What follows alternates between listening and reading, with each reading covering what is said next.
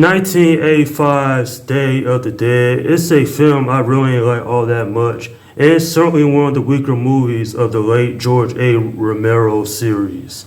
If you somehow never check out this one, you can look at it, but don't expect a whole lot of greatness within it. Quite frankly, I wouldn't even call this a good zombie film. So the story of this one is that it takes place in the zombie apocalypse, obviously. A group of scientists and military leaders are living underground in order to avoid the millions of zombies that are occupying the world. And from there, I thought this zombie film was pretty underwhelming in my opinion. One of the main problems I had with this film is that it fails to deliver a capitalizing zombie apocalypse. And what I mean by that, where are the other survivors? Why is these group of people hunkered down in an underground facility? Why they not out on the road trying to get away from all the zombies? I felt like this film would have been better if it had that premise. But that doesn't mean I completely despise this film. It's just, it could have been much better in my opinion. I will say though, there are some bright spots despite the negatives here. I really felt like with this being the third entry in the George A. Romero Dead series, the original Night of the Living Dead and Dawn of the Dead, in my opinion, had better characters because there was some good character development within those two movies, but this one, I felt like they skipped a large part of that, and that's why this film suffers a bit because of it.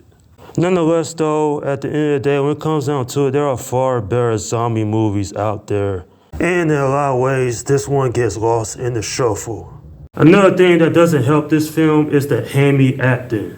Seriously, it is over the top, it's noticeable, and personally for me, it brings the film down. Now, character-wise, they're alright. Dr. Sarah Bowman, she's a scientist trying to find the cause of this zombie virus. And then also you have the other scientist, Dr. Matthew Logan, who the military guys call Frankenstein. You know, he's trying to find how to make them docile. And I do appreciate this film for doing that. Other zombie movies don't do that. They just try to survive. So that is noteworthy. And you know, Bub, he is an interesting zombie. He gets smarter throughout the film runtime. And it reminds me of the zombie from another George A. Romero film, Big Daddy from Land of the Dead. I like the parallels there that just 20 years later, George A. Romero would expand upon that in that movie, obviously. The main antagonist in this film is Captain Henry Rhodes. He is a completely unlikable character in this movie. That doesn't mean he's a great antagonist. He's kind of vanilla after it plays him. It's not bad acting, but a little bit of it is over the top. And I kind of feel like without knowing this guy's backstory, then, you know, we don't know why he is who he is.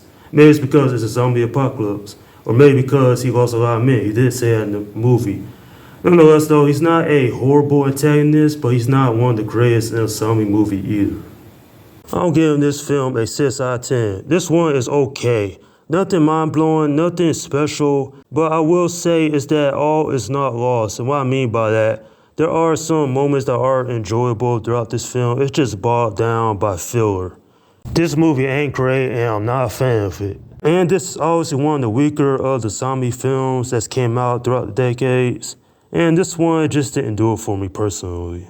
And that is my review of the original Day of the Dead.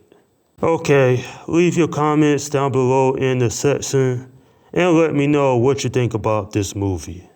Alright, this is Slum Guy 172 saying peace out.